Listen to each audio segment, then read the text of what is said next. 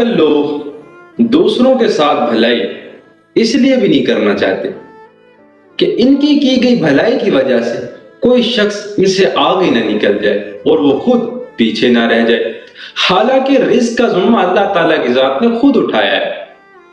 मेरी इन कम ज़र्फ़ों को सलाह है, अगर आप अपनी की गई भलाई का सिला इंसानों से भलाई की सूरत में चाहते हो तो आप जलील होकर रह जाओगे और जिल्लत यकीनन बहुत तकलीफदा चीज है।